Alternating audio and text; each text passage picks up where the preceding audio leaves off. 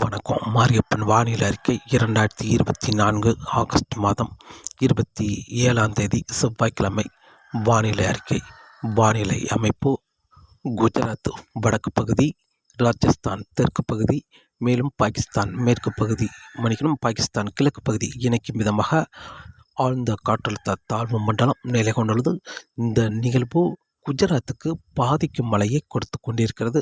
மேலும் வரக்கூடிய நாட்களில் தொடர்ந்து குஜராத்துக்கு பாதிக்கும் மழையை கடுமையான வெள்ளப்பெருக்கத்தை கொடுக்கும் அளவுக்கு மழை கொடுக்க இருக்கிறது.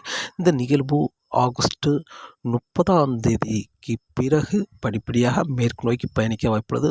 ஆகஸ்ட் 29ஆம் தேதி மேற்கு நோக்கி பயணித்தாலும் ஆகஸ்ட் 30, 31ஆம் தேதி வரை குஜராத்துக்கு நல்ல மழைப்பொழிவை கொடுத்து கடுமையான வெள்ளப்பெருக்கத்தை கொடுக்கும் அளவுக்கு மழைப்பொழிவை கொடுத்து மிக கனமழை வரை கொடுத்து ஆகஸ்ட் 31ஆம் தேதி மாலைக்கு பிறகு குஜராத்துக்கு மழைப்பொழிவு விலகும் என்றும் எதிர்பார்க்கப்படுகிறது. இந்த நிகழ்வு பாகிஸ்தான் வழியாக கராச்சி வழியாக அரபிக்கடலில் இறங்கும் மேற்கு நோக்கி பயணிக்கும் என்றும் எதிர்பார்க்கப்படுகிறது. மேலும் ஒரு நிகழ்வு பீகார் இமயமலை ஒட்டி ஒரு காற்றழுத்த தாழ்வு பகுதியின் நிலை கொண்டுள்ளது. இந்த நிகழ்வு மேற்கு நோக்கி பயணிக்க வாய்ப்புள்ளது. புதுதில்லியை நோக்கி பயணிக்க வாய்ப்புள்ளது. இதன் காரணமாக வட மாநிலங்களில் தென்மேற்கு பருவமழை தீவிரமடைந்துள்ளது. மேலும் மகாராஷ்டிரா, கோவா இந்த மாநிலங்களுக்கும் தென்மேற்கு பருவமழை சற்று தீவிரமாக இருக்க வாய்ப்புள்ளது. கர்நாடகா, கேரளாவுக்கு தென்மேற்கு பருவமழை சீராக இருக்கும் என்றும் எதிர்பார்க்கப்படுகிறது.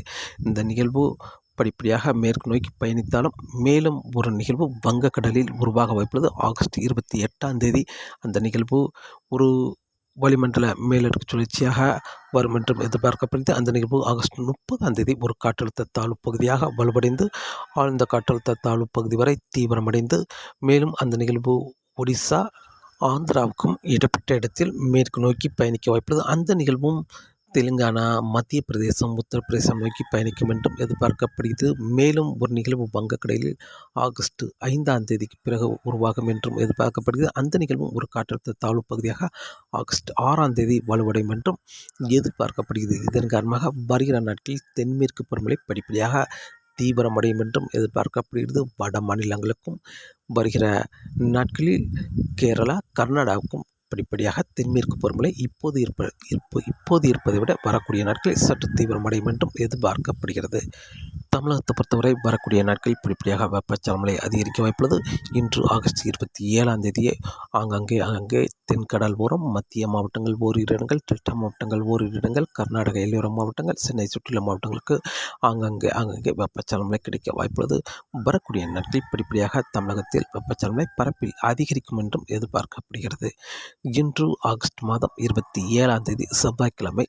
கன்னியாகுமரி மாவட்டத்தில் மேற்கு பகுதி தென்மேற்கு பருவமழை முன்னேறி வந்து சாரல் மழை கிடைக்க வாய்ப்புள்ளது. கிழக்கு பகுதி பெரும்பாலும் மழைக்கு ஏதும் வாய்ப்பில்லை. மேலும் திருநெல்வேலி மாவட்டத்திலும் மேற்கு பகுதி சாரல் மழை கிடைக்க வாய்ப்புள்ளது. கிழக்கு பகுதி பெரும்பாலும் மழைக்கு ஏதும் வாய்ப்பில்லை. தென்காசி மாவட்டத்திலும் மேற்கு பகுதி அதிகபட்சம் குற்றாலம், செங்கோட்டை, தென்காசி இந்த இடங்களில் லேசான சாரல் மழை கிடைக்கும் என்றும் எதிர்பார்க்கப்படுகிறது. மேலும் தூத்துக்குடி மாவட்டத்தை பொறுத்தவரை பெரிதாக மழைக்கு ஏதும் வாய்ப்பில்லை. ராமநாதபுரம் உள்பகுதி, புதுக்கோட்டை, சிவகங்கை, மதுரை இந்த இடங்களுக்கு ஆங்காங்கே ஒரு சில இடங்களில் மழை கிடைக்க வாய்ப்புள்ளது. வெப்பச்சலமழை. மேலும் தேனி மாவட்டத்தை பொறுத்தவரை தேனி மாவட்டத்தில் மாலை நேரங்களில் லேசான சாரல் மழை, மிதமான மழை கிடைக்க வாய்ப்புள்ளது. வால்பாறை, கொடைக்கானல் இந்த இடங்களுக்கும் சற்று கனமழையாக இன்று மாலை நேரங்களில் கிடைக்க வாய்ப்புள்ளது. மேலும் நீலகிரி மாவட்டத்திலும் இன்று கனமழையாக கிடைக்க வாய்ப்புள்ளது. பொள்ளாச்சி கணவாய் பொறுத்தவரை இன்று லேசான சாரல் மழை கிடைக்க வாய்ப்புள்ளது. மேலும் கோயம்புத்தூர் மேற்கு பகுதியும் லேசான சாரல் மழை கிடைக்க வாய்ப்புள்ளது. கிழக்கு பகுதியை பெரும்பாலும் ஒதுக்க வாய்ப்புள்ளது. திண்டுக்கல் மாவட்டத்திலும் ஓரிரு இடங்களில் மழை கிடைக்க வாய்ப்புள்ளது. மேலும் திருச்சி மாவட்டத்தை பொறுத்தவரை திருச்சி மாவட்டம் தெற்கு பகுதி லேசான மிதமான மழையாக ஓரிரு இடங்களில் மழை கிடைக்க வாய்ப்புள்ளது. தஞ்சாவூர், நாகப்பட்டினம் இந்த இடங்களுக்கும் ஓரிரு இடங்களில் லேசான மிதமான மழையாக கிடைக்க வாய்ப்புள்ளது. ஓரிரு இடங்களில் மிதமான முதல் சற்று கனமழையாக கிடைக்க வாய்ப்புள்ளது. இன்று பரப்பில் சற்று குறைந்த இடங்களில் மழை கிடைக்க வாய்ப்புள்ளது. மேலும் வேதாரண்யம், முத்துப்பேட்டை இந்த இடங்களில் அதிகாலை நேரங்களில் லேசான மழைப்பொழிவு இருக்கும் என்றும் எதிர்பார்க்கப்படுகிறது. மயிலாடுதுறை, சீர்காழி, சிதம்பரம் இந்த இடங்களை பொறுத்தவரை பெரிதாக மழைக்கு ஏதும் வாய்ப்பில்லை. நெய்வேலி இந்த இடங்களுக்கும் லேசான மழைப்பொழிவு கிடைத்தாலும் கும்பகோணம் இன்று ஒதுக்க வாய்ப்புள்ளது. மேலும் பெரம்பலூர் மாவட்டம் வடக்கு பகுதி லேசான மிதமான மழையாக கிடைக்க வாய்ப்புள்ளது. அரியலூர் மாவட்டம் தெற்கு பகுதி லேசான மிதமான மழையாக கிடைக்க வாய்ப்புள்ளது. கரூர், நாமக்கல் இந்த இடங்களை பொறுத்தவரை இன்று பெரிதாக மழைக்கு ஏதும் வாய்ப்பில்லை, ஒதுக்கவே வாய்ப்புள்ளது. மேலும் திருப்பூர் மாவட்டத்தை பொறுத்தவரை மழைக்கு ஏதும் வாய்ப்பில்லை. ஈரோடு மாவட்டம் வடக்கு பகுதி சத்தியமங்கலம், நம்பியூர் இந்த இடங்களுக்கும் மழை கிடைக்க வாய்ப்புள்ளது. மிதமான முதல் சற்று கனமழையாக தருமபுரி, கிருஷ்ணகிரி இந்த மாவட்டங்களுக்கும் கனமழையாக கிடைக்க வாய்ப்புள்ளது. சேலம் மாவட்டத்திலும் ஓரிரு இடங்களில் லேசான முதல் மிதமான மழையாக கிடைக்க வாய்ப்புள்ளது. கள்ளக்குறிச்சி, ராணிப்பேட்டை, திருப்பத்தூர், வேலூர், காஞ்சிபுரம் இந்த இடங்களுக்கும் அங்கங்கே மழை கிடைக்க வாய்ப்புள்ளது. சென்னை, திருவள்ளூர், அம்பரம், விழுப்புரம், செங்கல்பட்டு, திருவண்ணாமலை இந்த இடங்களுக்கும் அங்கங்கே மிதமான முதல் சற்று கனமழையாக கிடைக்க வாய்ப்புள்ளது. புதுச்சேரி, கடலூர் இந்த இடங்களை பொறுத்தவரை பெரிதாக மழைக்கு ஏதும் வாய்ப்பு இல்லை. இன்று தமிழகத்தை பொறுத்தவரை தென்கடல் ஓரங்களில் ஒரு சில இடங்கள், மேலும் மத்திய மாவட்டங்களுக்கும் ஒரு சில இடங்கள், டெல்டா மாவட்டங்களுக்கும் அங்கே ஓரிரு இடங்கள், மேலும் கர்நாடக எல்லையோர மாவட்டங்களுக்கும் அங்கங்கே ஒரு சில இடங்கள், சென்னை சுற்றுலா மாவட்டங்களுக்கு சற்று கூடுதலான பரப்பில் மிதமான முதல் சற்று கனமழையாக கிடைக்கும் என்றும் எதிர்பார்க்கப்படுகிறது. இன்று ஆகஸ்ட் 27 காற்று பகுதியை பொறுத்தவரை கணவாய் பகுதியில் லேசான மாலை நேரங்களில் சாரல் மழை கிடைக்கும் என்றும் எதிர்பார்க்கப்படுகிறது. நாளை ஆகஸ்ட் 28 தமிழகத்தில் பரப்பில் சற்று கூடுதலான பரப்பில் வெப்பச்சலன மழை கிடைக்க வாய்ப்புள்ளது. மேலும் கணவாய் பகுதியிலும் லேசான சாரல் மழை கிடைக்க வாய்ப்புள்ளது. ஆகஸ்ட் 28 ஆகஸ்ட் 29 தமிழகத்தில் கணவாய் பகுதியில் லேசான சாரல் மழை, தமிழகத்திலும் வெப்பச்சலன மழை தொடர வாய்ப்புள்ளது. ஆகஸ்ட் 30 ஆகஸ்ட் 31 தமிழகத்தில் தொடர்ந்து வெப்பச்சலன மழை தொடர வாய்ப்புள்ளது.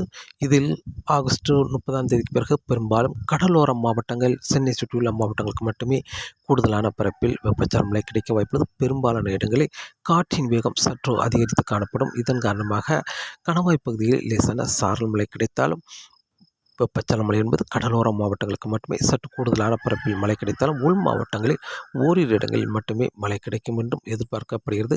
வங்கக்கடலில் ஒரு காற்றழுத்த தாழ்வு பகுதி நிலை ஒன்றிருக்கும். இதன் காரணமாக கணவாய் பகுதியில் காற்றின் வேகம் சற்று அதிகரித்தே காணப்படும்.